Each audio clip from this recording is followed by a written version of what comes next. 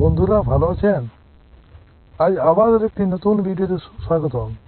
আজ নিয়ে এসেছি রক্তে হিমোগ্লোবিন বাড়াতে 7টি কার্যকরী খাবার।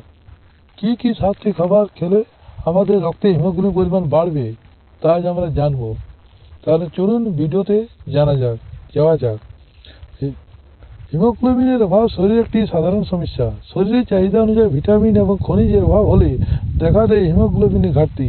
ছোট বড় সবার শরীরে হিমোগ্লোবিনের ঘাটতি দেখা দিতে পারে। পুষ্টিবিদদের মতে খাদ্যাভ্যাসে সামান্য বদল আনলে ঠিক রাখা যায় রক্তে হিমোগ্লোবিনের মান। রক্তে হিমোগ্লোবিন মাত্রা বাড়াতে কী খাবেন আর কী খাবেন না তা এই ভিডিওতে জানুন।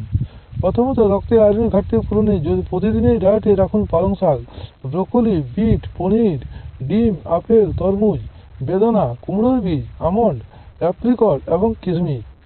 দ্বিতীয়ত, শরীরে আয়রনের ঘাটতি মেটাতে ভিটামিন সি আছে এমন খাবার খাওয়া যেতে পারে। কমলালেবু, স্ট্রবেরি, পেঁপে, ক্যাপসিকাম, ব্রোকলি, আঙ্গুর এবং টমেটোতে ভিটামিন সি ভরপুর মাত্রায় আছে।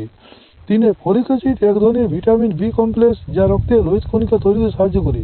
সবুজ শাকসবজিতে প্রচুর মাত্রায় ফলিক অ্যাসিড থাকে। চতুর্থত, চা, কফি, বিভিন্ন প্রকার ঠান্ডা পানীয়, ওয়াইন এবং বিয়ার শরীরের আয়রন শুষে নেয়। যারা অ্যানিমিয়া ভুগছেন তাদের এই খাবারগুলো এড়িয়ে চলাই ভালো। তাহলে দেখবেন বন্ধুরা ভিডিওটি কত সুন্দর। ভিডিওটি শেষ পর্যন্ত দেখার জন্য অসংখ্য ধন্যবাদ। Thank you.